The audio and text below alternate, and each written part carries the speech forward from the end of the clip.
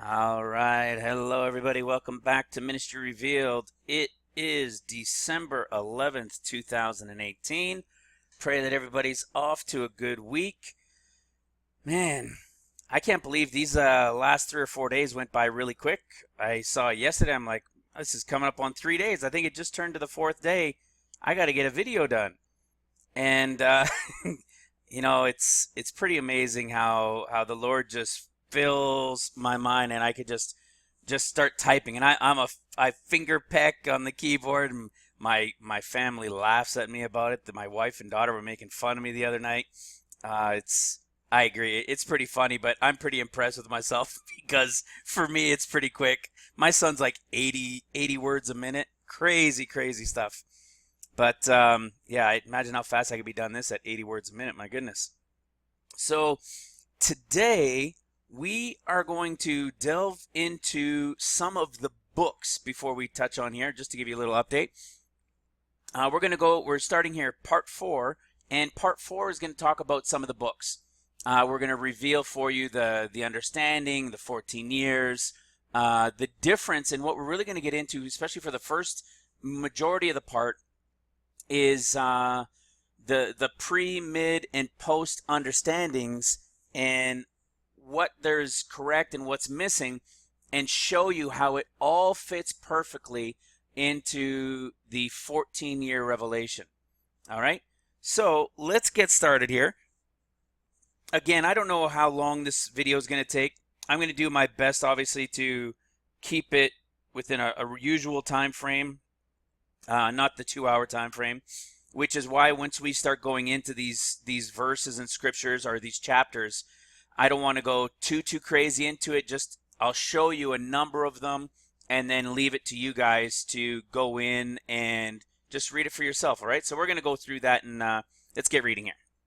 All right, so this is Understood End Time Prophecies to Timeline, Part 4. Opening End Time Books. As always, it all starts to open up once you correctly understand Psalms 90 and 10. As I've said, I repeat it over and over and over again, and there's new people. So for new people, I ask and pray that you would go watch 1, 2, and 3. Can you watch part 4? Yes, you can, but you are most definitely going to have some questions. Part 3, you could have gotten away with it more because it really just goes into Daniel, but you still would have needed, of course, the 14-year understanding. So, I do recommend you go back in those.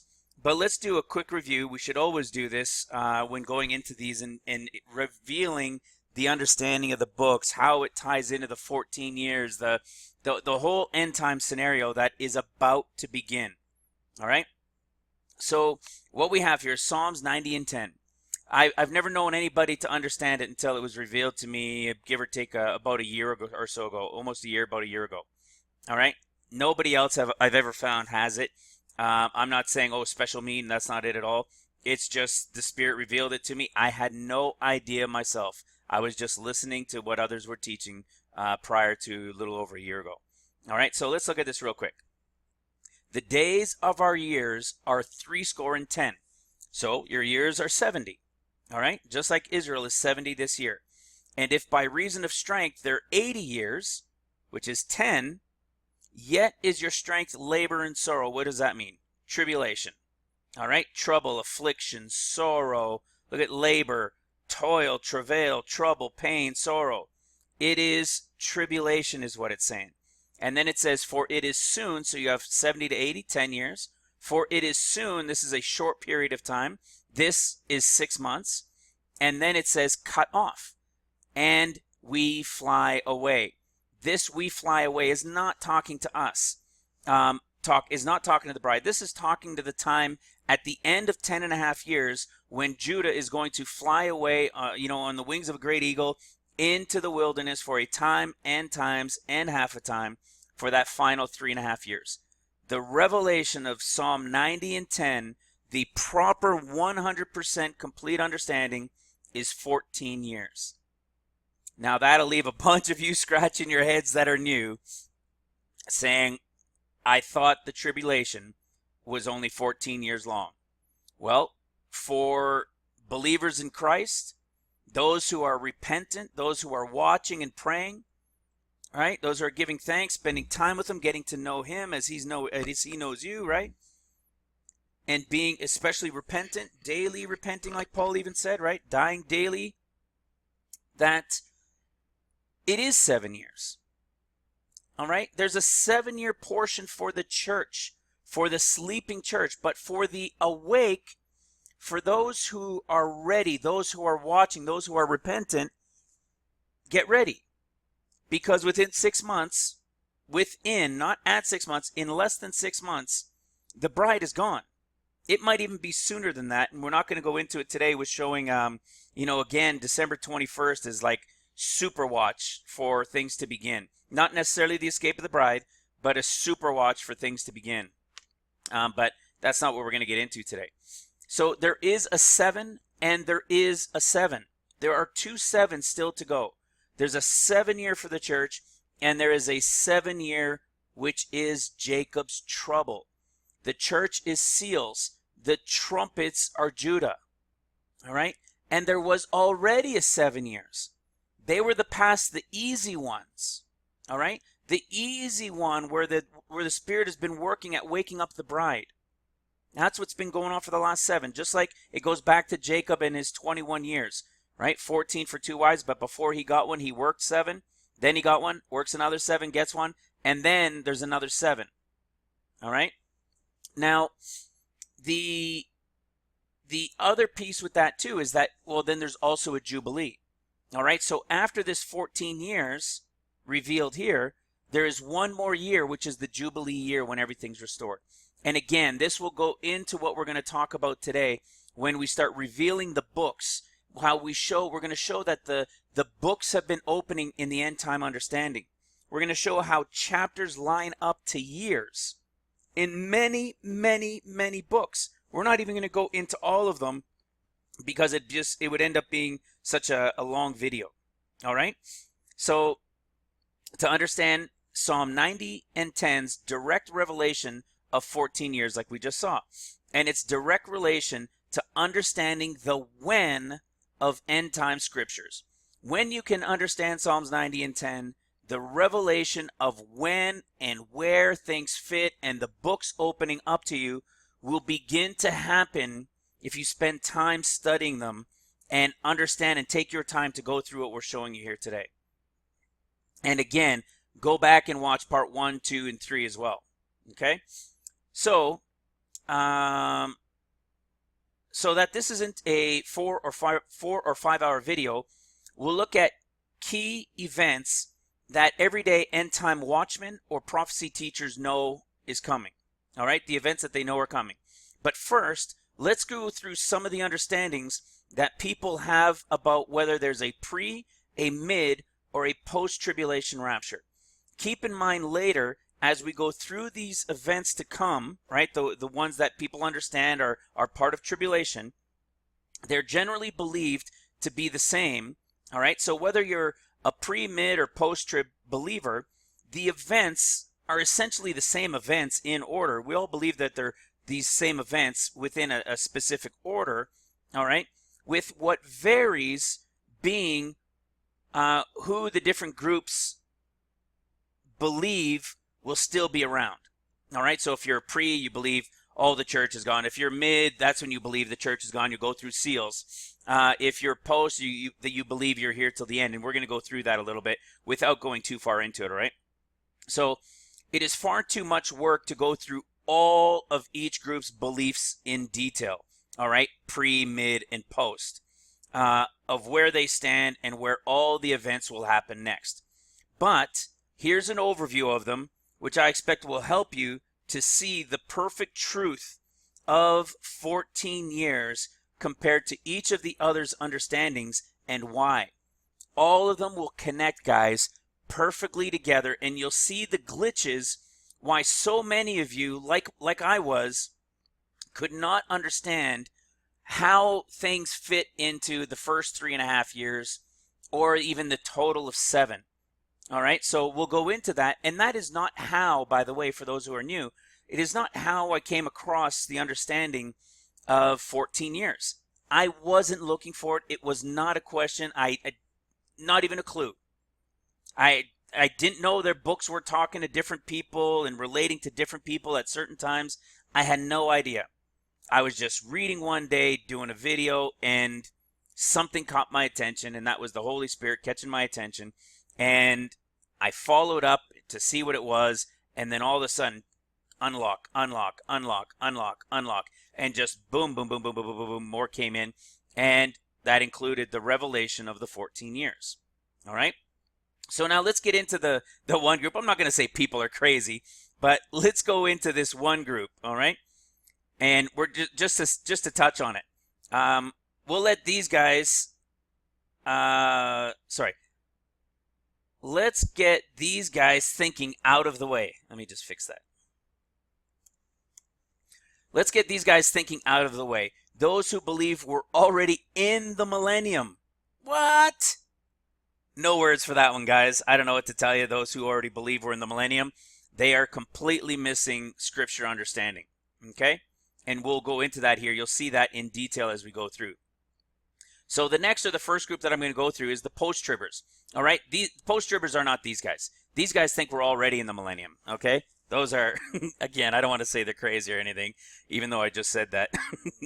But the post-tribbers are the ones that think the rapture comes at the end of the tribulation. All right? At the end of the trumpets. So let's go through why they think that, just real briefly. Not much needs to be said here, except that they believe we'll all remain here to go through all of the seals, the trumpets, all of it, okay? And then go to be with the Lord at the end, without spending a lot of time here, because they'll also be touched on in later parts as we go further in. A reason they believe this is because it says after 2 days or / 2,000 years, which is where we'll go, which is also another part we'll get into later, the 2 days and 2,000 years, is when Christ returns and the resurrection happens. Well, that's true, guys. All right? That is when the resurrection happens, after 2 days, 2 years. After 2 days, which is the understanding of 2,000 years, right? At Christ's return. We've done a video on that in the past. Okay, so it is true. However, not fully understood in the thinking, as I mentioned, a couple of these parts will be covered a little bit later as well. So when we go into these other parts here a little bit later down here, you're going to see we're going to talk about the 2 days and the 2,000 years. And also this part that we're going to touch in without spending a lot of time into it, the reason why they're believing that, all right? Because of when the Lord said he would return, okay? Feet down on Mount Zion. And so that's why that's the main reason why they think post-trib, okay? That one we just wanted to touch on a little bit. I don't believe there's all that many in the Christian group that believe it. There are a number of them, of course, but not a big group.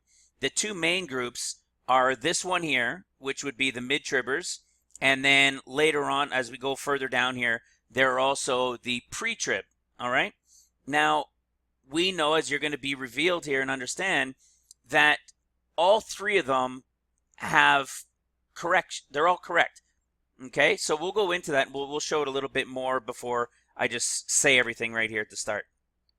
So another group believes we've been going through the seals for years, and I know people that already believe that believe this. All right, there's a number of people that believe the seals have already started. If I remember correctly, a pastor I can name right off the bat is Pastor Carl Gallups. All right, or Carl Gallup or Gallups, Gallup, I think it is. Believes that we've already gone through the seals. Okay, and we're waiting on the sixth seal to begin. And to be honest, this one seems pretty good in its thinking, because the understanding of the time of tribulation being only understood as 7 years. You got to remember, guys, everybody that believes in pre-trib and mid-trib and post-trib that does not have the 14-year understanding believes that the tribulation is only 7 years. All right? If you've only understood that the tribulation is 7 years, then to be, fairly honest in my thinking, this seems to make sense that we would have already gone through the seals, but there's problems with it that we'll get into. And the only way to rectify all of these understandings is through the understanding of the truth of the 14 years. All right? So they believe, like you can look at it, they'll believe, from World War II, and you look at Saddam Hussein and what he means, what his name meant, and you look at the nuclear reactor in Chernobyl and the things that it means and all these things. These events in world history cause people to think, well, look around us, right? It's already begun, but it's not true. All right? All of these things are types and shadows. That's what's going on. Even when we go into the later part of this, and we're reading about the books to chapters, you're going to see it's not always perfectly saying, here's when the rapture is. You're going to understand the wording because of your understanding already. Because if you're on this channel, you're watching End Time Understanding or End Time Scriptures, you're studying it, you're going to see these verses that clearly in these chapters are telling us about specific times that you already understand are coming during the end days. All right? So it's always types and shadows, and you're going to clearly see this. Okay? So they're believing, that it's the sixth seal that's coming next. Okay? And like I said, if you only understood 7 years, it sounds pretty good, because what comes next, guys? Jacob's trouble. All right? Jacob's trouble is 7 years. However, then that would mean that they would think that, if we're at the 6th and there's 7 years, they think like the 6th seal is going to last, 3.5 years or something, and then there's 3.5 years of trumpets. You see, it gets very confusing. All right? And it's the time of Jacob's trouble, like I was saying, not the time of the Gentiles. Now, it doesn't really make sense. I should say, let me put this here. Kinda, right? Kinda makes sense, but only if you're understanding 7 years, okay? Also, if you look at events over the years and the killing of Christians, this is what a lot of people point the finger to. And they say, well, we must already be in the seals, and it just lasted a long time, because look at all the Christians being killed around the world, all right? That have taken place, wars, etc. Again, appears to make sense. This group, I would call they're like a pre-mid, if you will.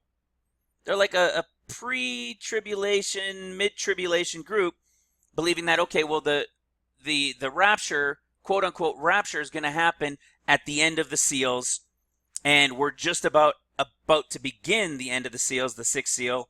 So that's where the rapture is going to happen. So they you could say it's like a pre-mid, if you will. All right? And it really is like a pre-mid, because the rapture hasn't happened yet, and they would say that's kind of like the beginning, the real beginning of the tribulation is there. All right? And at the end of the 6th seal is the time of the rapture. All right?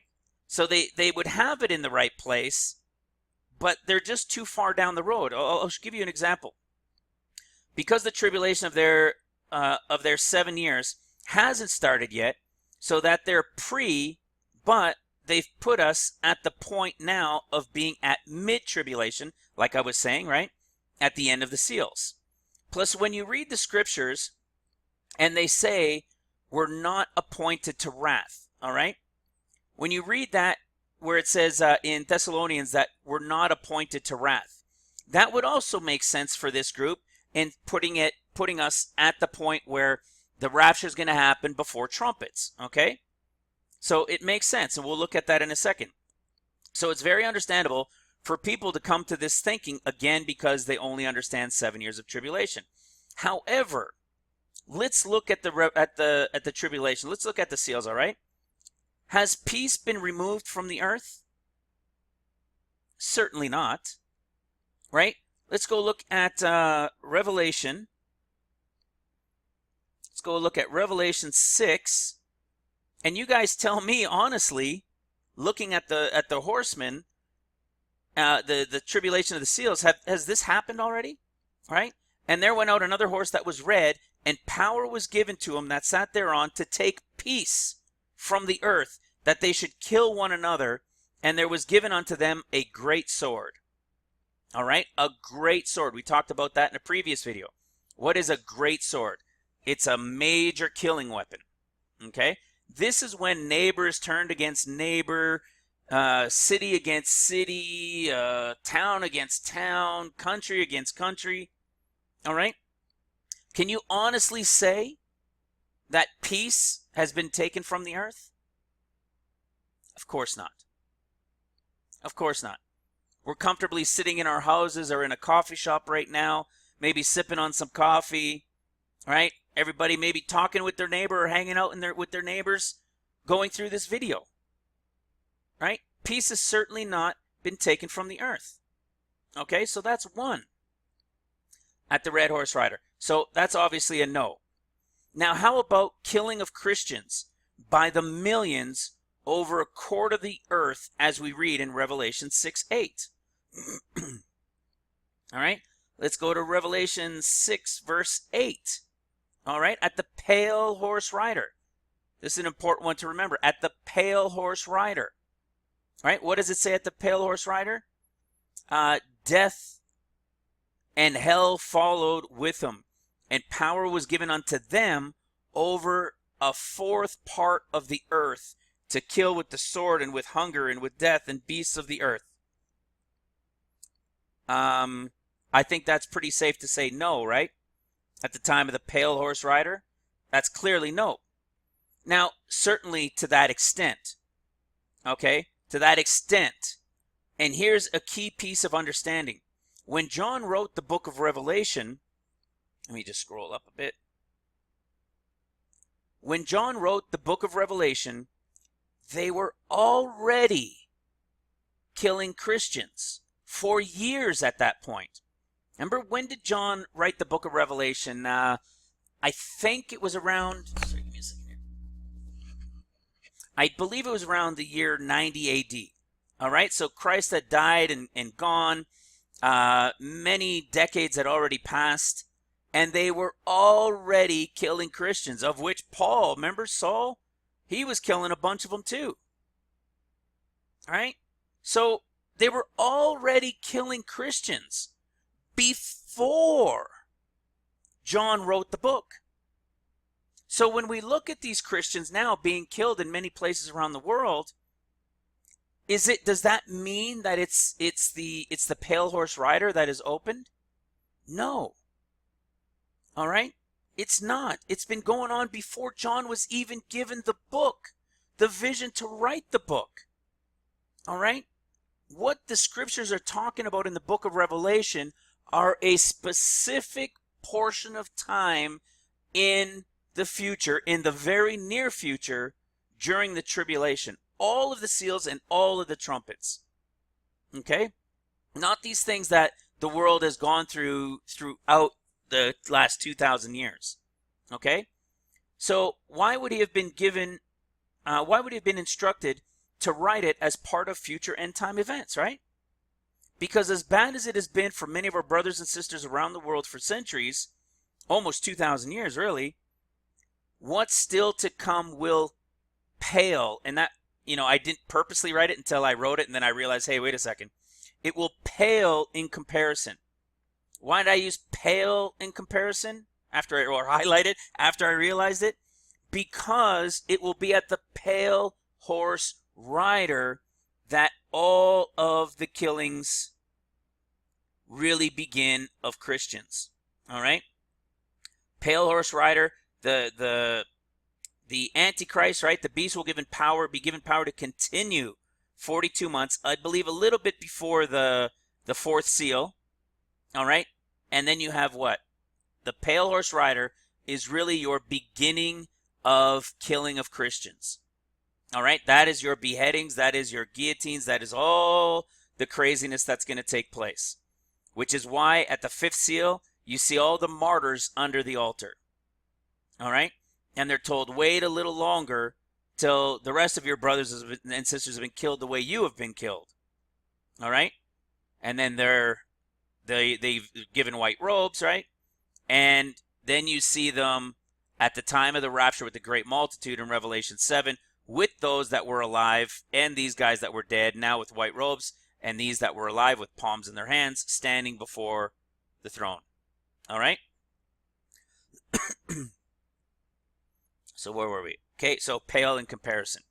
But again, I say, if you only understand 7 years for the tribulation, this still does have, it does make a lot of sense, or the most sense, compared to others. I talk about it a little later on, too, that, I bounced around between the two. For many years, I believed that it was pre-trib, but just because people were believing it was pre-trib that I was listening to. And then you start to study and you're like, well, wait a second. There's some serious text here saying that it sounds like it's actually mid-trib. You see not appointed to wrath, and you realize where wrath is, and then you're like, well, wait a second. Right? I've never gone all the way to post-trib, though. That one just never made sense to me, ever. All right? So this group here, they're a, if you will, a mid-pre-trib, if you will, right? Because if we're already in the seals and it's only been the way it is right now, man, John wasn't writing anything that was all too serious to worry about yet, was he? All right? So, again, that's why these guys are like a pre-mid. Okay? So you see where there's just a misunderstanding. And it always, 100% of the time goes back to not understanding the true understanding of Psalms 90 and 10, the end time 14-year understanding. All right? I know I beat on that. I talk about it all the time because it must be understood. Okay? It is so important. So another group that we're talking about next, that this same time at the end of the seals is called mid-trib, okay, the rapture time. So there's a group that believes the seals haven't begun yet either, which is correct. But they believe that the rapture is mid-trib, okay? That as mentioned above, we are not appointed to wrath, all right? So they base a lot of it on saying, well, we're not appointed to wrath, which is something that changed me a little over a year and a half ago to think, well, wait a second. Maybe we are going to go through the tribulation of the seals, but the wrath, which we see when Jesus brings his wrath, is not until trumpets begins. All right, so let's see what it says. So then I started thinking, oh, maybe it is mid, okay? Which begins at trumpets, according to the end of the sixth seal. The sixth seal, Revelation 6, verse 16 through 17, it says, and said to the mountains and rocks, fall on us, and hide us from the face of him that sits on the throne, and from the wrath of the Lamb. Verse 17, for the great day of his wrath is come, and who shall stand? Right? Who shall be able to stand? Thus meaning the church will go through, excuse me, the first half of the 7 years, or the first 3.5 years of the tribulation of seals. Then be raptured before the trumpets begin, as we read in Revelation 7. Right? In Revelation 7, you see then the 144,000. They get sealed. And the next thing you see in the rest of Revelation 7, you see now the great multitude. All right? That is the rapture. The alive are there, like we were just talking about earlier. The alive with the palms in their hands, and those that were dead that had white robes given to them are now before the throne. All right? A great multitude that no man can number. Okay? So this group does not believe the seals have begun, which is correct, and does believe toward the end of the seals the rapture will happen, which is also correct. However, they don't understand how a field is harvested, and that is vitally important to understand. Now, not only does this group not understand it, virtually none of these groups properly understand the harvest of a field or the harvest of crops. All right, we know that biblically there are three. There's the barley, then you got the wheat, and then you have the fruit. All right, so in each harvest, it's like I was saying, it's not only this group, but it's every group. I was even watching a video. It's a few years old now, and I watched it maybe 6-8 months ago, and it was Perry Stone talking about this big revelation he had with this understanding of the harvests.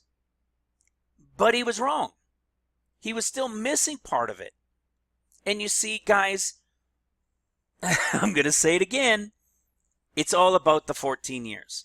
When you understand the 14 years, and in this case here, their understanding, if they had understood the harvest, all right, where is it? However, they don't understand how a field is harvested, and so they believe the whole church will remain to that point because they've been taught the whole church is the bride. All right? The whole church is not the bride. And they've also been taught that the escape and the rapture mean the same thing. And we'll get into this a little bit later, but it ties into like the 42 months, 1260, and times and half a time. Why would the Lord be giving us these different explanations of a same period of time when he could just let us know during this time this and during this same time this? Why confuse us with giving us different understandings of a same period of time? You see, that's what the churches in end times teach, because they don't understand 14 years, all right? So, because they've been taught the same thing. So they believe the church will be here, all of the church will be here half as long as the post-trib people, all right? So the post-trib believe we're here all till the end. The mid-tribbers believe we're here only for half of it, so you save half the time, the real bad stuff. And the pre-tribbers believe that we miss all of it. All right? So you'd miss all of what they would say is 7 years. All right? That's the difference between them. Okay? Now, I used to bounce between believing this one, like I was saying earlier, and the last one that I'm going to mention is pre-trib. All right? So you see, this group is also partly correct, because Revelation, at the end of the sixth seal, like we covered in verse 16 and 17, we see what? Hide us from the face of him that sits on the throne and from the wrath of the Lamb, for the great day of his wrath is come, and who shall be able to stand? Then you see the 144,000 getting sealed, and then you see the great multitude now standing before the throne. The rapture, all right, after the seals. And again, it explains why you see these people that believe in the pre-mid, if you will, that's what I'll call them, the pre-mid, that they think we're just waiting on this one here, and after this one happens, well, then what comes next? The 144,000 are sealed. And so you have a whole bunch of people, because they don't understand 14 years, believe that they have this feeling that they're going to be anointed or appointed to be one of the 144,000. The understanding isn't there to where we are at, and it causes so much confusion. So much confusion. All right? And what I'm going to do is I'm going to show you, because the rapture will come at the end of the sixth seal, I think I wanted to cover this first. Let me show you something here. All right, here's, for all you guys, check out ministryrevealed.com. Here is the website, and I'm over here. You can see this red line where we're at. See, we got the videos, so we post all the videos here as well, so you guys can, in fact, let me just show you. The last video isn't up yet, part 3, but obviously it's there on YouTube. You can come here, and you can scroll down here. You can click on it, and then just right-click. You don't have, not from here, but you can click on it. It'll bring up the video. You can right-click, and you could save as. Now, this is only image because I didn't click on the video, but you can click on the video. Once it starts playing, pause it, right-click, download, boom, you'll save it right to your computer. And what we do is not only from here, but if you go into these teachings, like I wanted to show you the study notes here on purpose here, is you'll be able to, oh, it's just frozen for a second. Like I said, you can come here, and this one is the study notes section. So see, this is from part 1. This is part 2, and then these are from other videos we've done. You can do the same thing here. You can click on it, right-click, and download, and then you can click here, and it'll take you to the video that's related to this teaching. Pretty awesome, right? That's our brother Jimmy that helped us with all this. But this is what I wanted to show you here. Let's click on this one here, because it's the understanding of the harvests that the vast majority of people do not understand. I'll show you. I had another, maybe it's on page, oh, there we go. It's on page 2. Okay. This is, say this is a field of wheat, if you will. Okay. It's a field that you own, and you have your crop on it, and we're going to call it wheat. The way ancient Israel and the way they harvested a field biblically is they remove, the first fruit comes out first and goes to the Lord. What is the first fruit? It is a tithe. All right, what's a tithe? 10%. Next, you have your main harvest. Your main harvest, you can say, is 90%. We're going to touch into this, but it's not really 90, because you also have what's called even the extra stuff that stays. You know, we'll call them the super stubborn Christians that took a long time to figure this out. They're called the corners and the gleaning, all right? The stuff that drops to the ground along the way from the main harvest, all right? This is the group that goes first. So this you would call the escape. This is the sleeping church that thought everything was honky-dory and weren't spending time with the Lord, weren't repentant daily, right? Asking for forgiveness from their sins, and just went on living life until it began, and then, realized they missed it. We'll talk about the importance of that. And then this group here, this outside, this main harvest section, these guys are the rapture group. These corners and the gleaning, this group is those that will be here after the rapture. They're going to have to follow what the Jews do, essentially. Not everything, the Bible says, but they're going to have to obey certain feasts and abstain from fornicating and all these different things. Those are the ones that come in later. All right. Many people will have been able to hang out, very difficultly in nations and hiding out and so forth. All right. And they'll make their way, some of them, until that full harvest of the entire crop, the entire field is done. All right. So this is the overall understanding of it. Right? We'll have the whole crop, and we'll say, here's God up here, of which Jesus from the barley being the first fruits, right? The church is the main harvest, right? And then the corners and the gleaning are the grapes. This is the overall understanding. But what happens is, because generally people just have this overall understanding, they call this all at once. All right, so this is barley, this is wheat, this is the grapes or the fruit, all right? They'll say that, so all of the church is harvested. All the rapture is going at once. But that's not how it works. Let me show you. So this one is the wheat harvest, so let's go down to this one right here. Here's your wheat harvest, and like I said, you have your first fruits that come out. Then you're going to have your main harvest, right? The main chunk of it, which is your rapture in 2024, and then you have your corners and gleaning.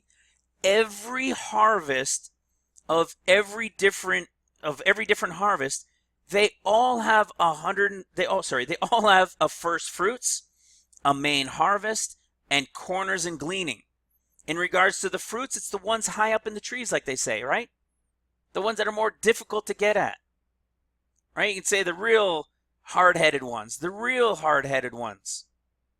All right, that is the difference. Each harvest has all three. And that is so, so important to understand. And now you can also come here to the website and download videos, save them on USBs, Share the website links with other people so you can come here and get the 14-year understanding, right? It's Operation 14 Years, it's called, a 3-part series. And see, this is your part 1, this is part 2. Part 3 should be up in a day or two, and then part 4 today, will be added here as well, and there's your study notes. Okay? And then as always, there's even a donate button here, and there's a donate button in the channel in the description of the video. We really appreciate it. I'm a one-man show from home doing these studies, and I study full-time. So that to help out the ministry, and in particular to help us get more of these out. Get more of these out here, these USBs. We send packages with these USBs of a number of videos, the 14-year understanding, some of these teaching videos and others that we put together on these 8 gig USBs, and we ship them out to churches a little bit around the world, but generally throughout North America. We have the tribulation timeline chart in there as well to show people how vitally important it is that we're at right now. That there is a true biblical understanding that the 14 years is true. And to get that done, I can't get those done and mail those out without some help from you guys. All right, so we appreciate that as well. Now let's get back into this. Okay. So, and obviously I don't have that link in here to that for the harvest. You guys know where it is now. You guys can go print that off if you were printing this out for people to do a lesson with it, all right? Which is the reason we're doing this. Okay, so we had finished right here. So the 7th, so you can see how they're also partly correct, like we were saying. So the pre-mitters have some things correct, you know, especially if you only think 7 years. And then there's also some things that are correct here, like we said. All right, the seals haven't happened yet, but they believe that the whole church gets to go. All right, so there's some things that are correct and there's some things that are wrong. Again, because the rapture will come at the end of the 6th seal, or better yet, between the 6th and 7th seals, before the trumpets, okay? But somehow, in the first 3.5 years, there will be, okay, I see what you're saying. So, let me start, let me go right here. So, I used to bounce, like I said, between these two, the pre-mid and the mid-tribbers, and believing this one and the last one as mentioned, the pre-trib, that we're also going to talk about. But you see, this group is also partially correct, because the rapture will come at the end of the 6th seal, or better yet, between the 6th and 7th seals, before the trumpets. But somehow, in those first 3.5 years, right, for these mid-tribbers, right, they think with the rapture taking place at mid-trib, somehow within 3.5 years, there's going to be World War III. America and parts of the world are destroyed. The Antichrist as a world leader. The false prophet has come on the scene and does many wonders, giving power to the Antichrist. And then power is given to the Antichrist for 42 months. The famines, beheadings, excuse me, mark of the beast, then the 6th seal, and all of those massive destructions, then the rapture. All of these things they have in 3.5 years. And you see, I understand there's a lot of you that were like me. They're like, how on earth is that possible? Look at World War II alone. It was 6 years. Never mind being able to become a world leader, implement the mark everywhere, hunt them all down. Yeah, there's technology now, sure, but come on, not to be able to do this in 3.5 years.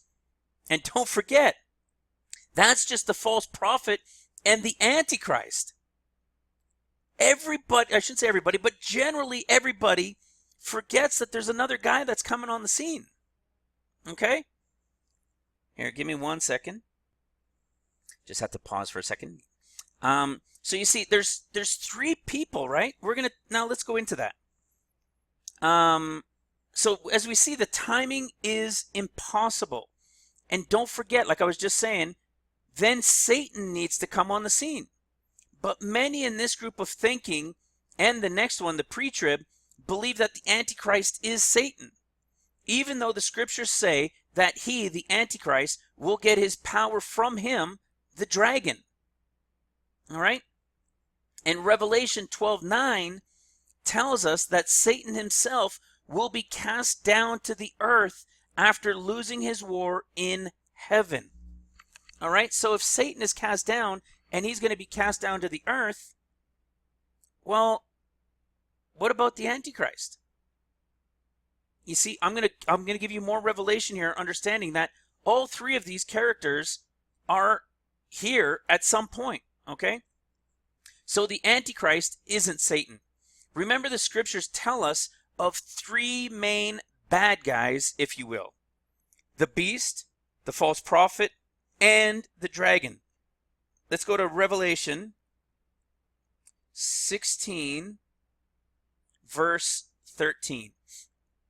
And I saw three unclean spirits like frogs come out of the mouth of the dragon, and out of the mouth of the beast, the Antichrist, and out of the mouth of the false prophet. Hello? You see that? There are three of them. So it's like there's 3.5 years, then boom, Satan's going to show up, and then, it gets really confusing. And then Satan's going to be there, and these other two guys are taking a back seat to him. All right? There's many, many scriptures that will explain this for us. Okay, and the false prophet. We just went to go look at that. And here's another one that many people have a tough time to understand. We're going to go through it right now. Okay? Many people do not understand Deuteronomy 32, verse 30 and 31. Let's go to that one right now. Deuteronomy 32:30. All right? It's a big deal once you understand it. How should one chase 1,000 and two put 10,000 to flight? Now pay attention. Except their rock, capital R, our rock, right, the Lord, has sold them. And the Lord shut them up. For their rock, little r, right, Antichrist, Satan, their rock is not as our rock, capital R. Even our enemies themselves being judges, and we can go down here and I can do a whole study just on this one alone. You see, there's an understanding, there's a very important end time understanding here. How should one chase 1,000? Who's the one, in this case, chasing 1,000? Satan is. Satan is. Who are the thousands of thousands, guys? The 144,000 are the thousands of thousands, and Satan, when he arrives, makes war against them and chases them away.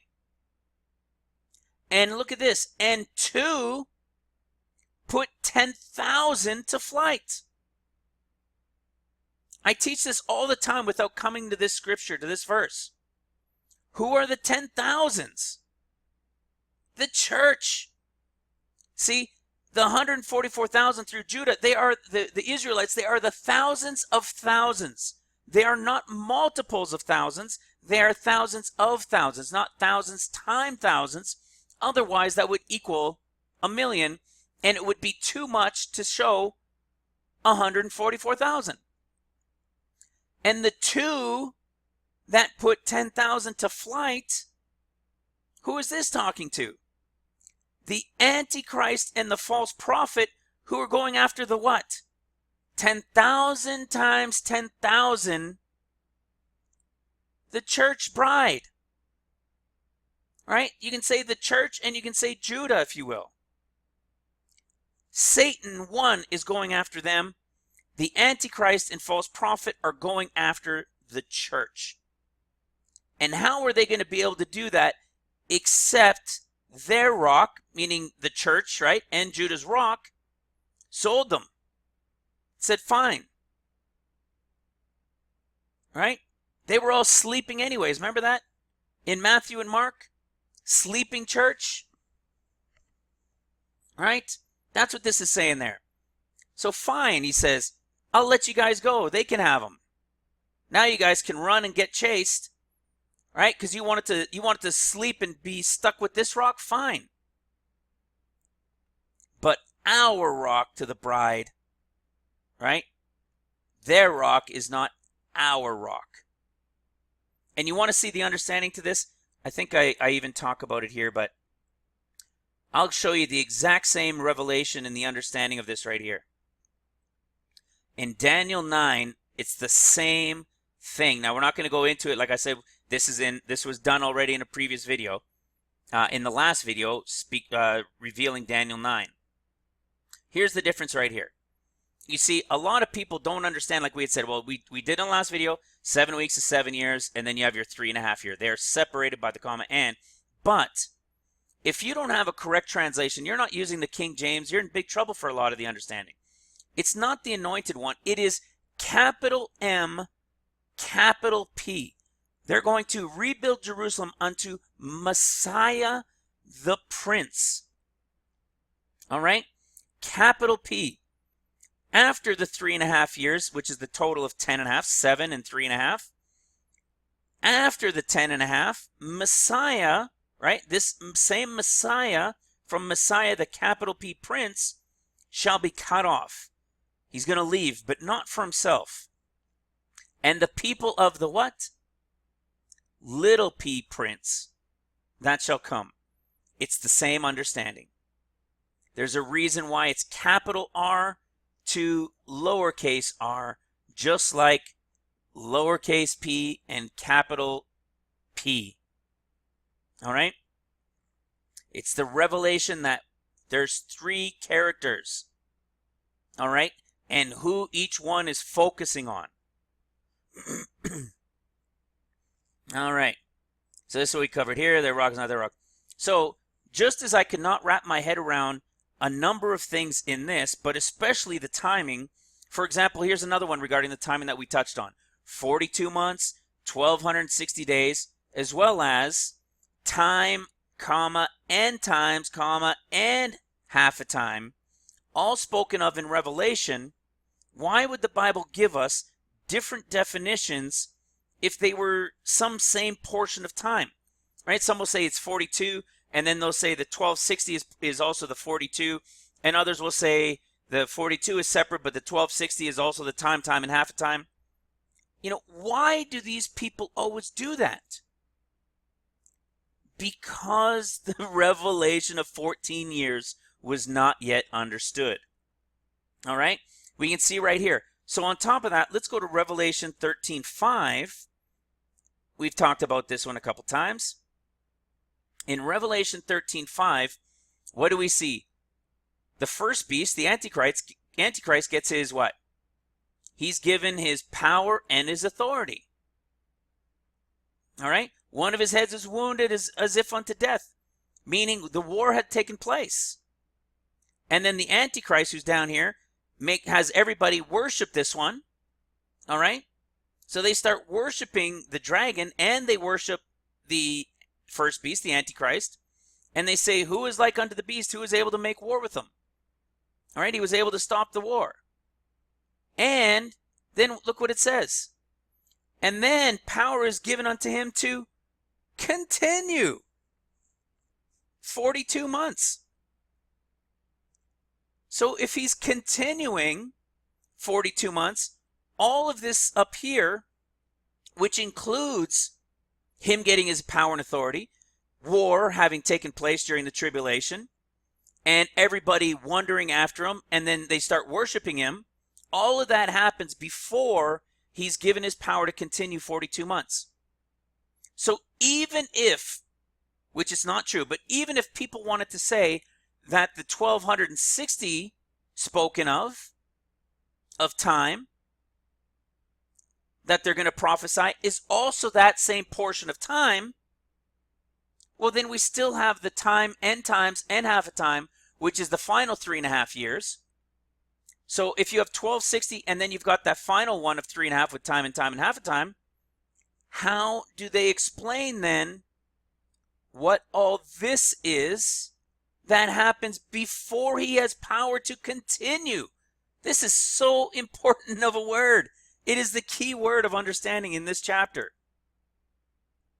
You see, that already puts you over 7 years. His power and authority, war, he gets healed, people worship him, meaning the Antichrist and the false prophet are on the scene, and then he has power to continue 42 months. Ask your end time teachers and pastors about that one.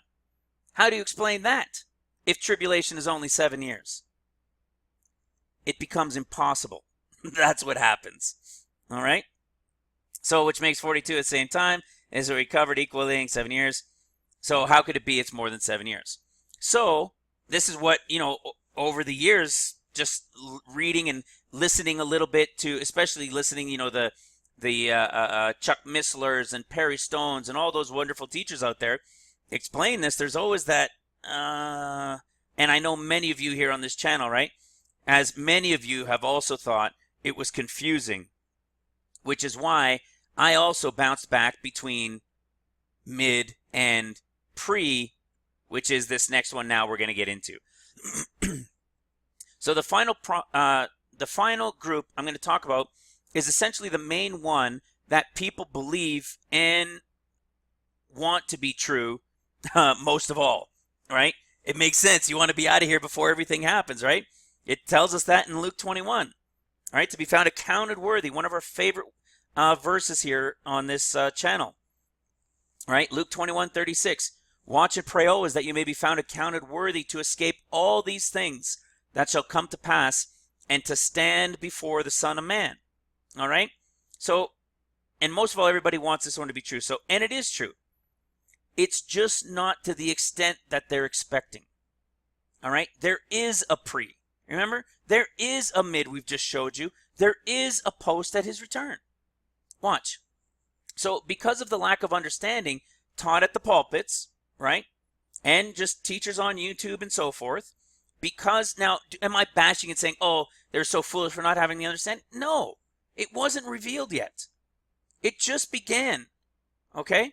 It's only been about a year, as far as I can assess, as well with others that have been checking as well. So, like the others, they have some truth to them as well. They don't believe the tribulation has begun yet, which is true. Like when it really gets bad, like when the Antichrist shows up on the scene. But they believe the rapture comes first, which is not true. Now, why? Because first of all, they've been taught the escape and the rapture, like the other group was, mean the same thing. But we know that they don't. And the second reason is because they don't understand, like we were talking about earlier, how the crops were harvested. All right? And this is where I should have brought up that portion. I didn't realize I had more detailed here. All right? So like I said, each group, whether wheat or fruits or etc., there's always a first fruits, which is a tithe 10%. That is the escape of the bride. All right? Which is what? 10% of the church. 10% of the wheat harvest. Followed by the main harvest, which I just roughly say about 85 to 90%. It can't be 90 because there's corners and gleaning. All right, so 85 to 90%. This is the main harvest. This is the great harvest, it says, right? The workers are few, but this is the great one. They're going to need help. Those 144,000 are going to help them. All right? And then it says, and finally, what's called the corners and gleaning. It's that leftover trailers of the tribulation that will come in much later. All right? So I've taught this before in another video, which, oh, that's what I wanted to show you as well. You guys can go check out this video. This is the video right here. So very colorful harvest fields, all right? And it's called Time to Understand the Harvests. this is that video that has the teaching of what I was talking about regarding the harvest and showing you that diagram. All right. There's some awesome videos on here, guys. Even I was looking at it as I was setting it up. This one was the revelation that the Lord is actually returning on Mount Zion at the beginning of trumpets. Right? That's why we see him at the end of seals. Nobody ever talked about that before. He's there at the end of seals. All right? He's bringing his wrath, which is the beginning of trumpets. He's going to be on Mount Zion. And then we talked about his return to the mountain. This is those who have cleansed hands, which we will touch on today. Right? Cleansed hands. Right? The bride is the one that will already have their hands clean, which is why they're able to go in the escape. The rest of the church that's going to remain during the tribulation of the seals, they are remaining because they need to get cleansed. They need to get purged, all right? So that's that video that goes with that diagram, like I said. And this group is going to wake up. So this is one of the biggest reasons I'm doing what I'm doing, guys. Is there maybe more that the Lord has planned for myself and for maybe many of us in the ministry here that do understand what this 14 years is all about, the true understanding of it? Maybe, but I don't know for sure. The one thing I do know is that the purpose I have right now is to share this with you guys so that you can share it, you can understand it, then you could turn around and share it, and maybe you can print off these teachings, study it with them, go through it with them, so that we can get more and more and more woken up to the understanding of what's coming. Because this group is going to wake up to a very harsh reality. Now, the mid-tribbers, you can say they're still going to wake up to a bit of a harsh reality, but they're not going to be so surprised because they're expecting to go through the seals, right? But these pre-tribbers, thinking that the whole church is going, those that don't have the understanding are going to have a very, very hard time. All right, listen to this. This is really interesting. All right, they're going to have a very hard time, very hard reality once this all begins, and a relatively small group, like we said, 10% of the church, of which some they knew in their own churches, have suddenly vanished. This is what we're praying accounted worthy to be, right? This is only found in Luke, by the way, Luke 24. And so when they realize that some of them within their churches have vanished and their friends and family, and that they've been left behind, it will be so confusing for these people when they're trying to understand what has happened. They'll be thinking, how could it have been the rapture? I believe in Jesus. This will cause many to believe it must have been something else because they're still here, and many others, it will cause also many others to fall away believing that they've missed the rapture. All right, but don't forget who's going to come on the scene. You're going to have the Antichrist, you're going to have the false prophet, and they're going to be sold a bill of goods through the false prophet that group, the Pope is going to say as the false prophet, that group God had to take out of the way because of their blasphemous teachings. And that those who are left are the ones the Lord wanted, that God wanted to stay. They're going to completely twist it, and this group of pre-tribber believers that weren't watching and praying, that weren't repentant, right? That weren't spending time with the Lord, right? These people are going to get confused, and there's going to be a lot of falling away from this group. And this is my focus group on those we're trying to wake up. All right? So you see, most people from these groups, but certainly not all of them, because from each of these three groups, they will have had people that vanished. Okay? But certainly not all will be left scratching their heads trying to understand. They're going to be thinking their pastors, ministers, etc., all must have had it wrong. Then others will say that it wasn't the rapture. Something else happened to them because that wasn't enough people who vanished, and the rapture should be all believers. So you're going to have churches saying this, and guess who else is going to say this? The mid-tribbers, guys. You see how this all starts to fit together? Now those left behind pre-tribbers, not understanding what's going on, are going to have the mid-tribbers and the church now saying, see, it's mid-trib. There simply wasn't enough people taken. It must be mid-trib, and that wasn't the rapture. You see? So let's hold on and be strong. We have 3.5 years to go. Right? And what do we know here at this ministry? What do we know about that? That they won't have only 3.5 years to go once the escape has happened. They're still going to have 3.5 plus about 3 more years to go on top of the 3.5. Do you follow this? Do you see how all of this starts coming together between all of these understandings that these other groups have?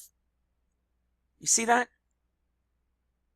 Here we are now at the pre-tribbers, left behind. The mid-tribbers say, don't worry, it wasn't the rapture. And essentially they're right. It was the escape of the bride.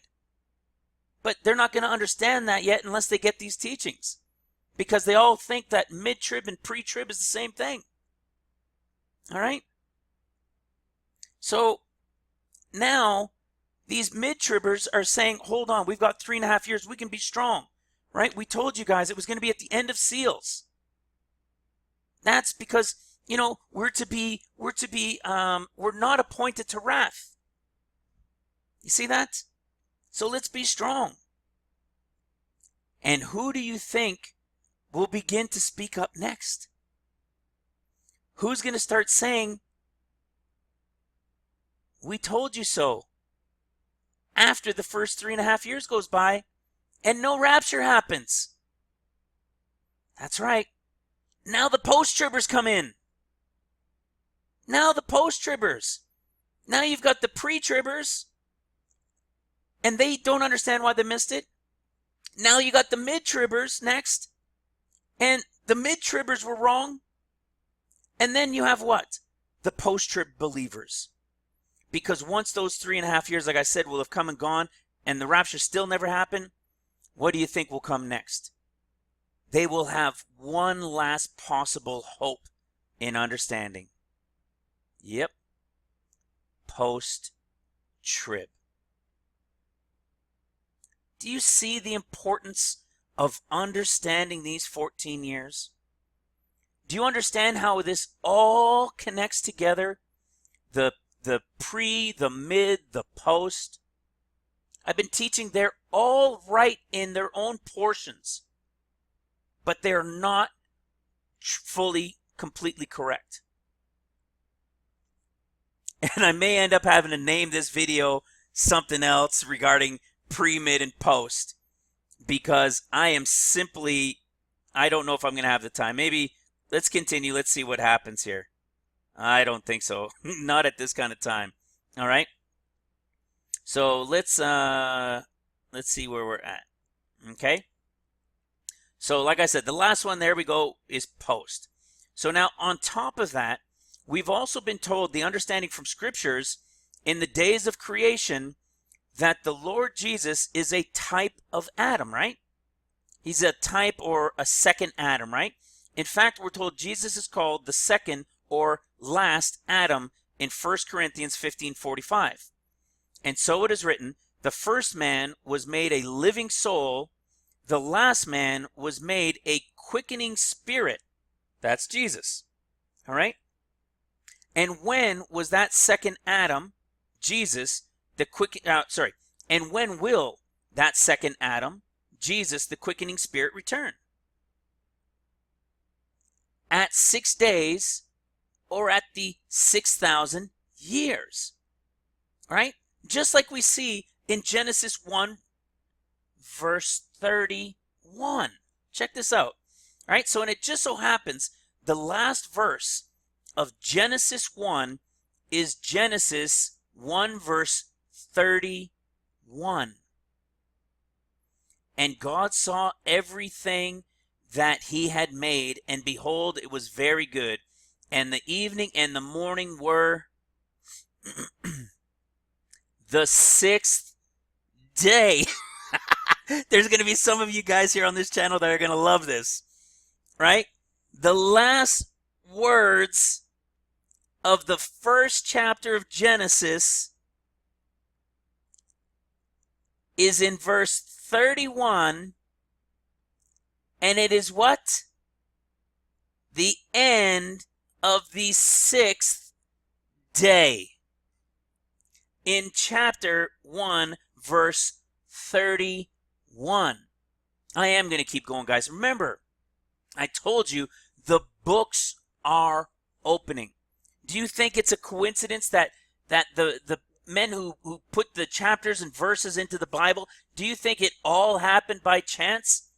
That it just so happens in Genesis, right from chapter 1, it tells us the last words at the end of the sixth day are in verse 31? Wait until you see where all this goes with what I'm going to be showing you guys. All right? Look, so the 31st verse is the end of the sixth day. Just like the end of the year 2031, you guys know it if you've been watching this channel, is the end of the 6,000 years. And when is the end of 2031? In the spring of 32. Right? Will be the end of 6,000 years and the return of the Lord, feet down on the Mount of Olives, which we're going to get into as we go further into this and we open these books to chapters and years. All right? Right where it should be in the 14th chapter, which is 14 years from now, in the year 31/32, because a year goes from spring to spring. Now I need to pause and go get my wife. I'll be back. All right, that seemed like a blip for you guys, but I've gone and picked up my wife and I'm back. I've been debating, excuse me, while I was away if I should maybe just make it a 2-video portion, but I'll end up changing this. It'll be opening end time books, and maybe something like and pre, mid, post, something like that. Just so you guys know, because it'll have a slightly different name. My voice is getting very harsh now too. All right, but I do want to keep going because sometimes it messes up the flow and where you guys might be at as we're going through this. But again, I'll still play it by ear as we keep going here. All right. So this I don't want to rehash because to you guys I was just gone a second. Okay, for Mount of Olives, and we also read in Hosea 6:2, after 2 days. Remember we were talking about that earlier, right? So after 2 days, he will revive us.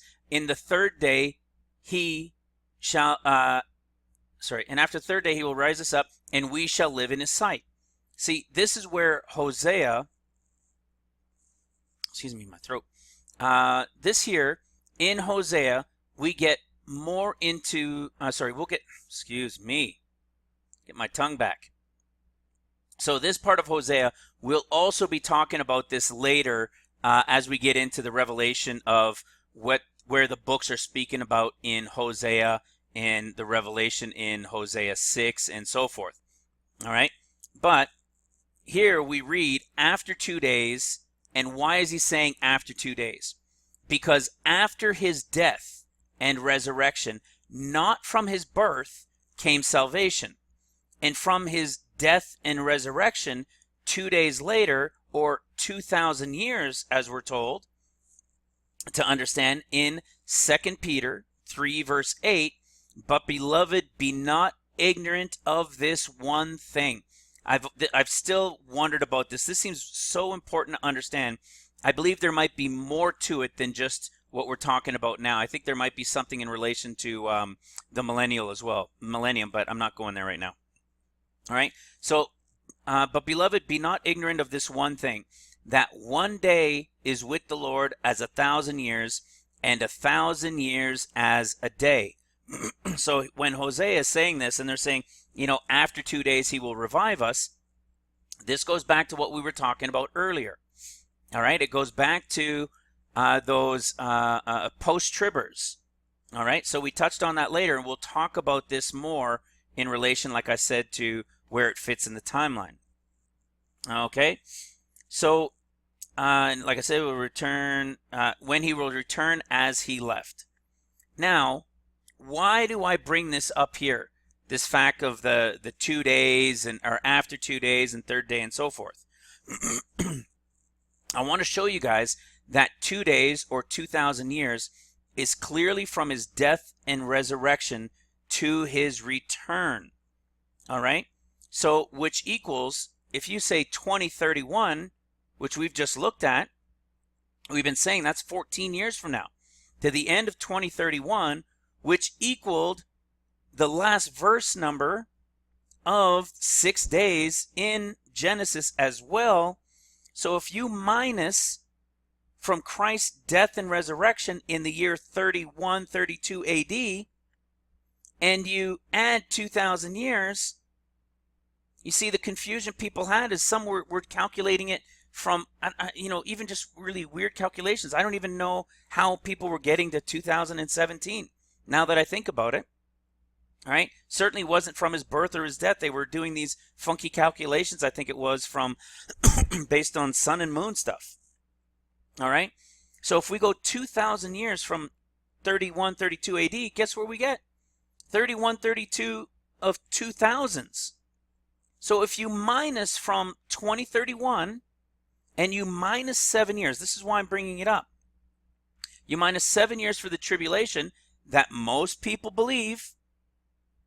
All right, it does not equal 2018-19.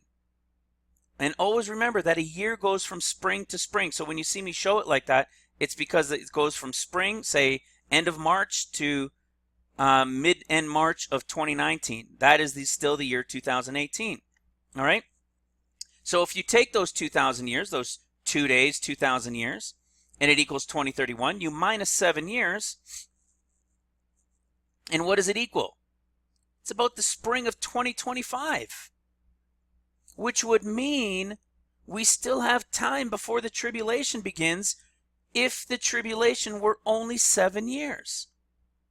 So all of this talk and everybody just saying and believing it's now, and I saw this and I saw that and I heard this and the Lord spoke to me. Why do you think it's happening so much? It's telling us that it is coming now. The Lord is speaking to people and telling them. They don't understand the 14 years, but who are all these people on the internet that are talking about it? They're people that are part of the church. They're not part of Judah. So that portion is 7 years long. You see what I'm getting at? However, there's one more 7 to go, and this first 7 is only seals. You see, if it was just a total of 7 years, and it really doesn't start till somewhere around 2025, then don't get so caught up with all this stuff. But what do we know here at Ministry Revealed? Right? We know better than that. Right? We know better than to think we have until 2025-ish, 2024, 2025. All right? We all know we are now in Israel's 70th year. Yet literally almost all, including pastors, do not understand the severity and the meaning of being in Israel's 70th year. We do here at this ministry, and those who are listening. It's about to begin is what it means. Our beloved Israel, the land of Israel, will not see her 21st birthday. But the good news is neither will his first fruit of the wheat harvest.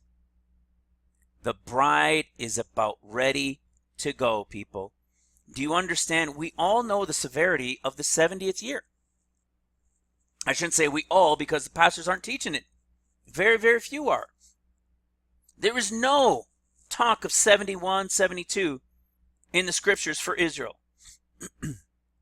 70, and that's it. She'll come back again.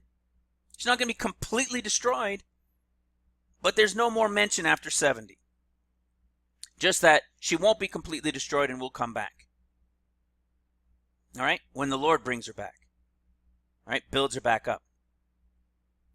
You see, and it just so happens, guys, that from where we are right now is the 70th year, is the understanding of Psalms 90 and 10, that the generation is 70 and there's 14 years left. Guys, please, I know a lot of you listening get it, but there are so many more that just don't fully get it yet. It is 7 and 7. So how could so many people, literally hundreds of millions, and probably even into the billions, but for sure hundreds of millions of people, how could so many have come to 3 of the ones we were talking about, the pre, mid, and post, right, of the main ones? How could they have come to 3 different conclusions from reading the same book? The reason is simple. There are scriptures to back each of them up because they're true. They were just each incomplete. So you see, each has some truth and understanding to them. But, a big but. What's the single misunderstanding, or better yet, what big, not yet understood piece were they all missing? You got it. Been saying it the whole time. The 14 years understanding of Psalms 90 verse 10. Its understanding brings each of them to light in one whole complete understanding. And that wasn't revealed, as far as anyone I have heard from or from my research, until this past year in the Holy Spirit led ministry. So you see, once studied and understood, you will know the truth of it. There is simply no denying the 14 years. There's no way, if you've gone to the scriptures, you followed through this teaching, you take the time as a Berean to go through it, there is absolutely no way you can come back and say, it's only 7 years still. It's impossible. There's no way you can say we've already begun the seals. It's impossible. All right? Now, I was hoping to be no more than about this time, an hour and a half, but sorry guys, it looks like it's going to go to about 2 hours. So if you want to take a break or come back to this video later, do so. I'd rather not do it in another video for, I'm just wondering if I should do it in another video. All right, you know what? I'm just going to keep going because I'm not going to go through each and every single opening of the books that we have. I'm going to show you guys the books. I'm going to give you examples that are understood in end times, that whether you're pre, mid, or post, you know these events are coming. And I'm going to tie them right into these chapters that tell us the same year they should happen in are revealed in the understanding of the books to the chapters, just in a similar way that we just saw in Genesis 1, verse 31, the end of the 6th day. It's perfect. And we're going to show you that in many, many books. I'm just not going to take a whole bunch of time except to show you the proof of it, and that you guys can go in and look for yourselves as well. All right? So with that understanding cleared up of the pre, mid, and post, and that the truth is they're all a little bit correct, but it's because they don't also understand the harvest. So with that cleared up, let's have a look at some of these opening of the books that we were talking about.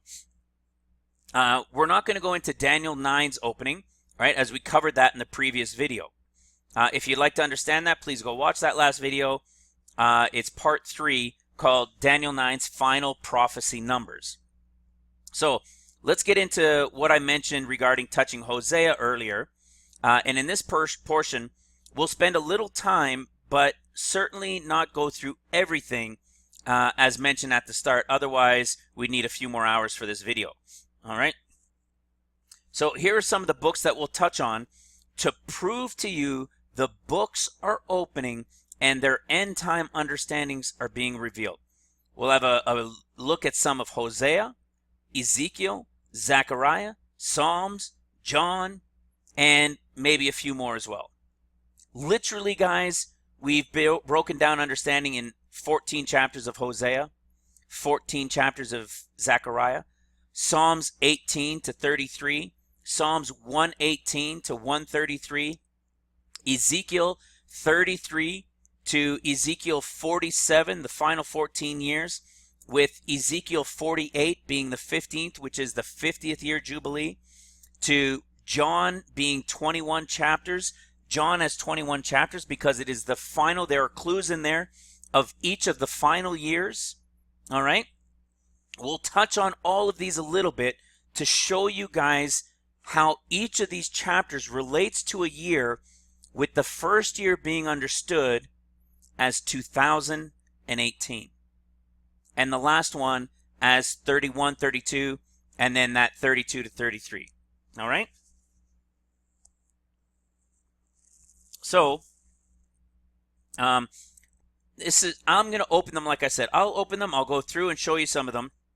And I pray that you're not going to solely rely on me for this understanding, but that you'll go study them for yourselves and discover all of these differences and connections. See, some of these revelations have come from you guys. You've asked me questions and you've said, well, what do you think about this? Or look at this here to that there. And I go in and I dig deeper into it, and then boom, there's this revelation that connects it. And then we can keep going into the chapters and we see that there's a whole revelation of these connections to it. All right? Like I said, as many of you have already done. So what we're going to do is touch on some of the main end time events we all understand, as we were talking about earlier, right? That all relate to end times. Like the pre-trib escape of the bride, right? The church, maybe the pre-tribbers believe it's the rapture of the church, even though it's the escape of the bride. All right? We know that that comes first, right? That is going to happen. By the way, that is going to happen between now and within less than 6 months. It's going to happen before Israel turns 71. Just like, and it's got to happen a fair bit before that, because there's got to be at least 40 days, because Israel is not turning 71. It's not going to be right on her anniversary that she gets destroyed. All right? It's going to happen in 2018. The escape of the bride, the pre-trib escape of the bride of the 10% first fruits. And remember, a year goes from spring to spring. We'll also discover where the mid-trib rapture, right, the main harvest of the church, is in the year 2024. We'll see the Lord's return and where it is on the Mount of Olives in the chapter 2 year 2031. When the final temple will be built from the year 2025 to the year 2829. 2028, 2029. All right, 3.5 years. It puts us in the 4th year. All right. When the true final Jubilee will happen in 32, 33. When Satan will be cast out in the year 2028. All of these, where I'm showing you a year, we can show you the scriptures that talk about the events of these things in the chapter to year understanding. It is unbelievable. So there's these and many, many, many more, including showing when trumpets will begin. I mean, all sorts of things, right? So with all timing revealed to us in the opening of the books and their understanding to the years, because God is good always.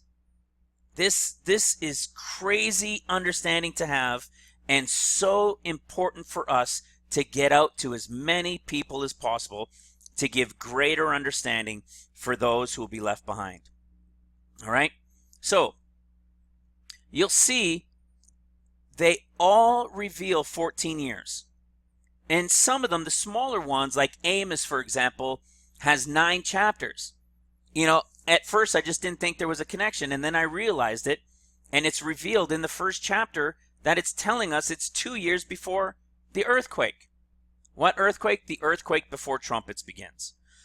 All right, so we're going to go into this.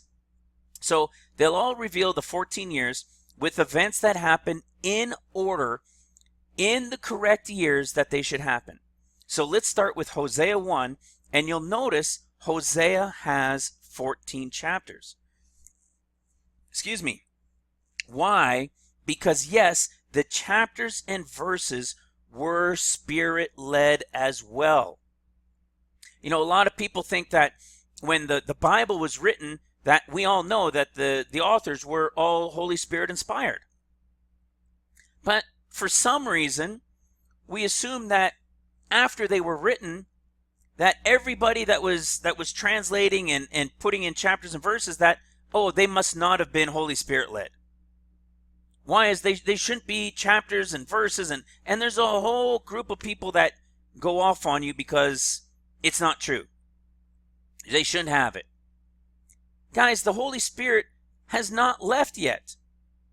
And of course the Holy Spirit is still at work. All right? Of course the Holy Spirit led these books and these chapters and verses.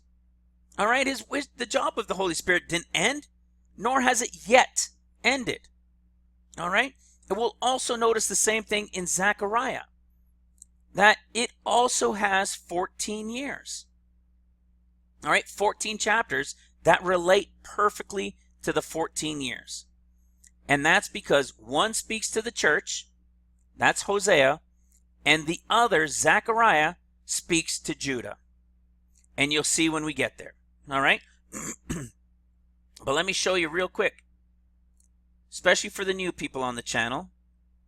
Look at Hosea. 14 chapters. I didn't know this till about 6 or so months ago. It was revealed by watching another person's channel who had no idea about the 14 years or that there was a relation to the chapters in 14, right? Nothing whatsoever, but I saw them talking about Hosea and that there was 14 chapters. And I thought, wait a second. And then I searched all the Old Testament chapters, books, and found that Zechariah also has 14 chapters. And I already knew that Psalms 18 through Psalms 33 were the last 14 to 15 years as well. And I already knew, and most of us, many of us that do studying, know that Psalms 118 also relates to the year 2018. That was discovered by J.R. Church back in the 80s, starting in 1900, right? 1901 for Psalms. They discovered in the 80s there were verses and words within it that were matching each year with events that took place. You carry it forward, 2018 is Psalms 118. And the same thing applies straight through to Psalms 132 and 133. All right? Now you want to see what's crazy about that? Look at what Luke says. In Luke 24, look what the Lord tells Luke. And he said unto them, These are the words which I spake unto you while I was yet with you, that all things must be fulfilled which are written in the law of Moses and in the prophets, Ezekiel, Daniel, Hosea, Joel, Amos, all of these prophets, right? Minor prophets and major prophets. And in the Psalms concerning me.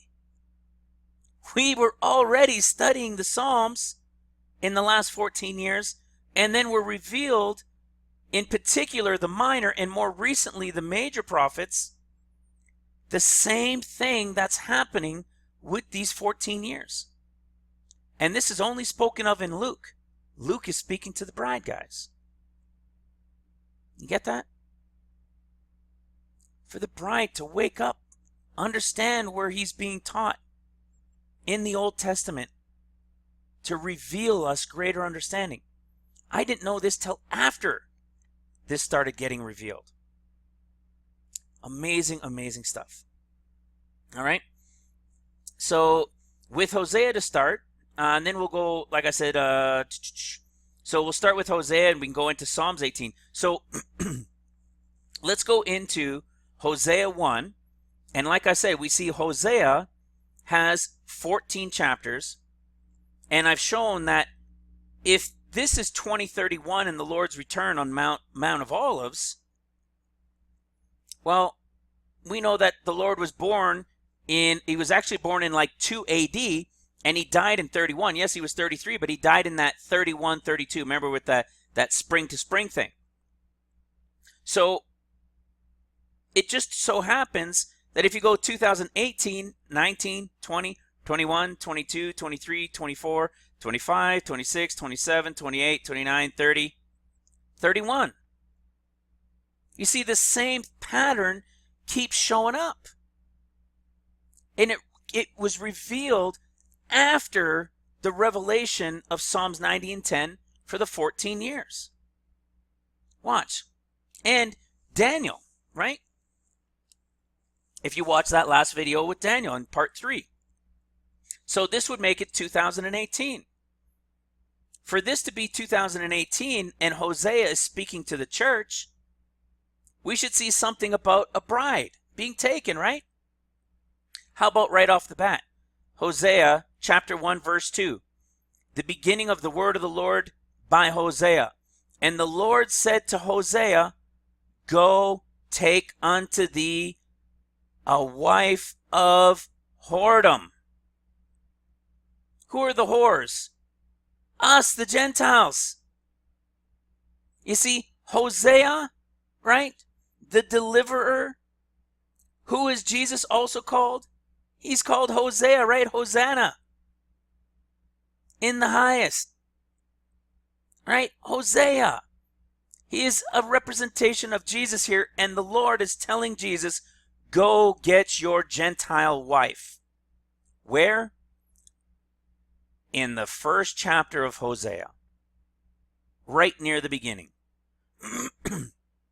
Watch. Let's go into Psalms 18. And like I said, I'm not going to spend a lot of time going into every single thing because it would be hours long. All right, let's go into Psalms 18. In the day that the Lord delivered, right, escaped, took us out of the way. He said unto him with love, the Lord is my rock and my fortress and deliverer, my God, my strength, in whom I will trust, my buckler and my horn, the horn of my salvation and my high tower. I will call on the Lord who is worthy to be praised. So shall I be saved from my enemies. See, the sorrows of death compassed me about. The sorrows of hell compassed me. As snares of death prevented me. In my distress, in the bride's distress, because the bride is going to be here for a very short portion of time when the earthquake of California, when the West Coast and other parts of events take place. Pay very close attention when you read Psalms 18. It has never happened before because it is the year 2018 that it's going to begin. This is what I'm actually nervous, excited for, possibly happening by the 21st of December. Not for sure, but definitely before May 14th, 2019. All right? In my distress, I called upon the Lord, and I called upon my God. He heard my voice out of his temple, his heavenly temple, and my cry came before his ears. And then what does he do? Then the earth shook and trembled. The foundations and the hills were moved because he was wroth. There went up smoke out of his nostrils. Right? That makes me think of two major volcanic eruptions as well. This is your earthquake. Wait till you see how bad that earthquake's going to be. All right, we won't go through all of it. You can see here, he bowed the heavens and came down. Darkness was under his feet, just like we read in Luke, when the whole earth was covered in darkness. All right, he rides upon a cherub. Yea, he did fly upon the wings of the wind. He made darkness his secret place. His pavilion round about him were dark waters and thick clouds of skies. You see? The Lord also thundered in the heavens, and the Most High gave his voice. Hailstones and coals of fire that people have had dreams of, including myself. Right? And look at this. Then the channels of waters were seen, and the foundations of the world were discovered. That's how massive that earthquake is going to be. All right? And look what happens. He sent from above. He took me. He drew me out of many waters. He delivered me from my strong enemy, from them which hated me, for they were too strong for me. They prevented me in the day of my calamity, but the Lord was my stay. He brought me forth also into a large place. He delivered me because he delighted in me. The Lord rewarded me according to my righteousness, according to the cleanness of my hands. He recompensed me. Right? Purity, cleanness, look, purged. This is the bride who has been purged, cleansed, like I showed you that previous video that I had done. This is the bride whose hands were clean, that got to go and be set in a large place. And then you can see what? The judgment comes. All right? The judgment comes. Let's see now, watch this. Let's go into Zechariah. Let's see where we are. Shows destruction, bride being set in a large place. Or let's go to Zechariah 1, verse 12, and it tells us where we are, guys, right now. All right? It's right here, but watch this. Let's go to Zechariah 1. Zechariah 1, remember, is from the point of the Israelites, from the Jews, from Judah. And again, there are only 2 books in the Old Testament that have 14 chapters. 2018 again. And look at what we see.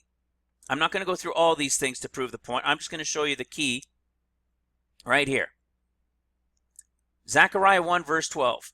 Then the angel of the Lord answered and said, O Lord of hosts, how long will you not have mercy on Jerusalem and on the cities of Judah, against which you have had indignation?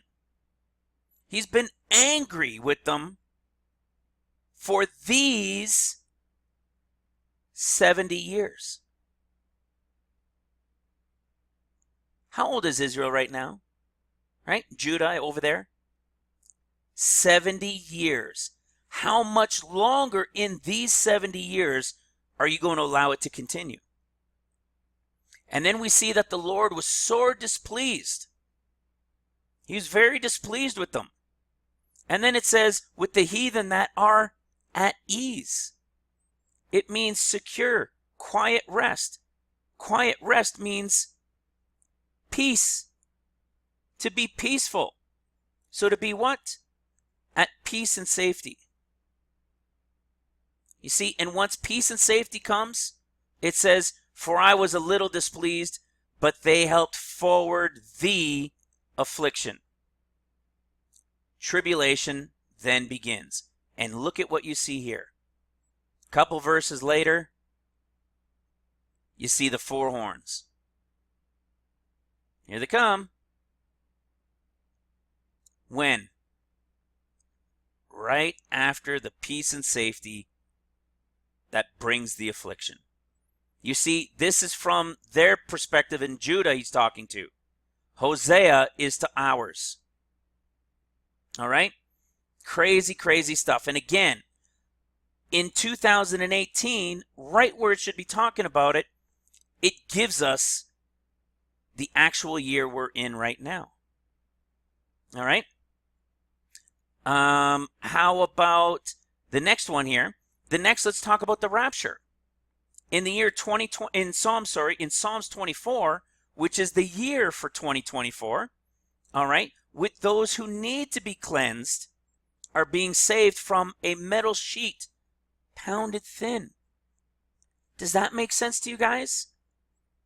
Let's go to Psalms 24, which would be the year 2024, and look at what it says. The earth is the Lord's and the fullness thereof. Where do we hear the fullness in Revelation? The fullness of the Gentiles, right? For he hath founded it upon the seas to establish it at the floods. Who shall ascend? Ascend what? Who shall ascend into the hill of the Lord? Or who shall stand in the holy place? Oh, where did my cursor go? Right? Who shall ascend into the hill? When? At the rapture of 2024. What hill are they going to ascend to? Or shall stand in the holy place, which is before the throne, up on the hill. Watch. How about Zechariah? 7 is the year 2024. All right. Remember, now this portion is from the side of what? Judah. Right? There's 2024. The Lord has already returned. Right? We know at the end of 2024, which is the end of the sixth seal, what do we see in Revelation at the end of the sixth seal? Which we talked about earlier. We see, hide us from the face of him who sits on the throne and from the wrath of the Lamb. And then what do we have for the year 2025?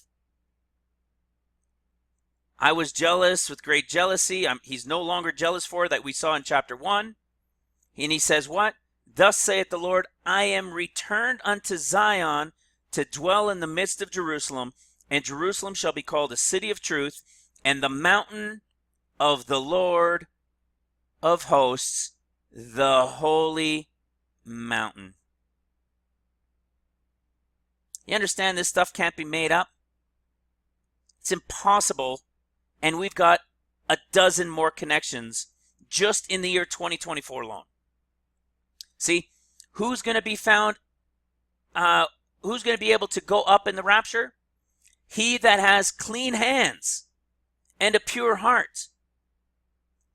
See, he that hath clean hands, meaning he didn't have them before. Those who will have clean hands will get to go. In Psalms 18, we saw that they got rewarded and set into a large place for the cleanness of their hands, which means they already had it. This group is speaking about the main harvest at the rapture. This stuff is so incredible. I love doing this stuff. I can spend hours just going through this. Well, now let's look at another one. How about John? In John 14, that shows us there's a place that has been prepared for them as Jesus said he would do. Remember? Well, let's look at John. Remember, I was saying the book of John has 21 chapters. 7, 7, 7. The final 7, 7, and 7, the final 21 years, of which the final 14 are what? Right here. 18 to 21. And if 2024 is the rapture year, that would make John 14 the year 2024, right? 18, 19, 20, 21, 22, 23, 24. What should we see in relation to the year 2024? How about the place Jesus said he would go and prepare for them, and that when he comes again, he would receive them unto himself, that where he may be, they may be also. It just so happens that John 14, in relation to the year 2024, you see the place that Jesus talked about having prepared for them. And look at what he says. I will come again and what? Receive you. Do you realize the bride isn't received? The bride is like carried over the threshold, right? The guests are received. You know where we see that? Remember, Luke is speaking to the bride. Mark is speaking to the left behind, right? The church. And Matthew to Judah. Look at what Luke says. When Jesus is taken up, it says that he, where are we? Where is it? He was carried up into heaven. This is in Luke speaking to the bride, because the bride is going to be carried like a husband would do with his bride over the threshold, right? Well, let's look at Mark. What does Mark say? Remember, Mark is the group that gets raptured. What do they get? It refers to Jesus here, not as being carried up, but being received up. Just like John 14 for the year 2024 is Jesus telling them at the rapture, when he comes again on Mount Zion, he will receive them unto himself. Isn't that incredible? Isn't that incredible? This could not be understood without 14 years. It's incredible. I could do this stuff all day long. I love it. I love it. I love it. And you can hear my voice is about to go. I was putting this together again for hours today, then re-putting it together, and then now telling you guys about it. So my brain is going a million miles an hour. And then next, when the final temple will be built, how long is it going to take? Right? When is the final temple going to get built? The proper one. And when is it going to begin to get built? If you watch the previous video about Daniel 9, you'll understand who is being spoken about, like we talked about earlier, the capital P prince compared to the little p prince. When they're rebuilding after 7 years, and then you see 3.5 years, and those 3.5 years Messiah is going to be there on Mount Zion while they're building the proper temple, it's for what? The first 3.5 years of trumpets, which begins what? In the year 2025. So let's see if we can find that. For example, Zechariah 8.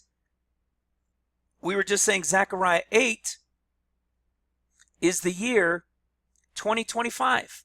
18, 19, 20, 21, 22, 23, 24, 25.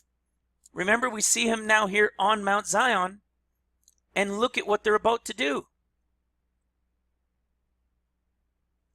Let your hands be strong, that you hear in these days the words by the mouth of the prophets, which were in the days that the foundation of the house of the Lord of hosts was laid, that the temple might be built. For before these days there was no hire for man, nor hire for any beast, neither was there any peace, because it left at the red horse rider, to him that went out or came in. Because what? The affliction, for I set all men, every one against his neighbor. Do you remember when we started talking about that? When the red horse rider, peace is taken from the earth, when the tribulation begins and neighbor is against neighbor? Do you notice here we are in the year 2025, and it's telling us he couldn't start building this proper temple until after the tribulation of the seals was over and the war was finished in the year 2025. And then we go to Ezekiel. And what do we know about Ezekiel in the previous studies? Ezekiel 33 is the beginning of the final 15 years. 14 and the 15th being the Jubilee. We can go through a whole bunch in here. You can see blow the trumpet. This blowing of the trumpet is for the bride. See, it's the warning from the Son of Man that is coming to give the warning to the bride. The 40-day warning, as Luke is told, would be given to the bride. You can see all sorts of things without going too far into this. You can see, look at this. Now you can see Jerusalem is struck down.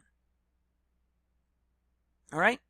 Jerusalem is struck down, and those that had escaped, this isn't the bride escape, this is those that have escaped out of Jerusalem, came unto me saying, the city is smitten. You see? Israel is struck. Again, when? In the year 2018. When we were here in Zechariah, see, we saw in Zechariah 1 the beginning of the tribulation, and it said these 70 years, right? When we got to Zechariah 8 in the year 2025, it said that the tribulation, those afflictions were over with, and they're going to start building the temple. In 2024, look what it says. In the year 2024, it says, when you fasted and you mourned in the 5th and 7th month, even those, past tense, see, those 70 years, did you ever do it unto me? In Zechariah 1, 2018, it said these 70 years. And we know Israel, Jerusalem, gets struck in 2018. And look what it's saying in the year 2024. It's talking past tense for those 70 years which ended back here. They won't be completely decimated, but decimated that everybody's going to flee, and then people will start trickling back in and rebuilding. But they're going to be left alone for a bit. See? Guys, this stuff is unbelievable once you take the time to look through it. What happens when we get to Ezekiel 40? Ezekiel 40 is the what? The year to 2025. 26, 27, 28, 29, 30, 31, 32, 33. 33 is what? The year everything is being restored to the tribes. You see, making 40 the year 2025, and look, it even says in the 25th year. What? Which is late in the 14th year. What 14 years? The first 14, right? The 7 where the Holy Spirit's been working for the bride, and then the 7 of seals toward the end of the 14th year, which is the year 2025. And what are they doing? They've got instructions for 3.5, or you can say 4 chapters of how to build and lay out everything for the temple. It goes to the 4th one. Or sorry, it goes right to here. Now they're what? They're going to be filling the temple with things. See? It's perfect. It's so unbelievable, guys, when you can grasp this. This is all throughout the scriptures. I was going to say here, just like we said, how about with Zechariah, 14 chapters? Well, let's have a quick look at that last one. Or how about the 14th chapter, which is the 14th year of the tribulation, the final year of trumpets, right? Let's look at Zechariah 14, and it should be the return of the Lord, feet down to Mount of Olives, right? Let's have a look at that. I'm sure many of you guys already know this. Look, chapter 14, what do we see? And his feet shall stand in that day upon the Mount of Olives, which is before Jerusalem on the east, and on the Mount of Olives shall cleave in the midst of it. When does it happen? In the 14th year. What's the 15th year? The restoration of all things. Guys, it is so beautiful. Like I said, we can spend so much time going through that and showing you guys these chapter to year books. Like I said, you guys can study them for yourselves. Go from Ezekiel 33 to the end. All of Hosea, it's 14 years from the viewpoint of the church. Amos has 9 chapters. The first 2 chapters are the last 2 chapters, the last 2 years of seals. And look, it even tells us in the first verse, 2 years before the earthquake. Before the great earthquake? No, 2 years before the earthquake. When is there an earthquake before trumpets? And an earthquake, and then what? Trumpets! You see, guys, God is so good. This is so, so incredible. I know I keep saying it, but I will beat this thing. It's just, I could teach this stuff all day long. Here we are in the year 2025 now. Shall a trumpet be blown in the city? Why? Because trumpets have begun. It is all over in these books, guys. Micah, if I remember correctly, is the 7 years of seals. Just over and over and over and over and over and over. All right? This is what we're talking about. The books are opening. You could see their relation to end time chapters, to the years that they fall into. But it could never have been done without the understanding, and you know it, of the 14 years that's revealed to us in Psalms 90, verse 10. Guys, I pray this reaches you. I will post these notes again. We will also get this video and the last one on the site. This one will be changed to like opening end time books, and then / maybe pre, mid, post. All right, guys, I pray you take the time, go through it, again, study it, be a Berean, and understand these things for yourself. Don't listen to the 7 years anymore. Listen to maybe get some little tidbits of understanding. But understand, they're all mixed up in the pre, mid, and post. Because you must understand the truth is 14 years. All right, guys? I love you. God bless you. My throat's done. We'll talk to you soon, guys. I love you lots. Bye for now.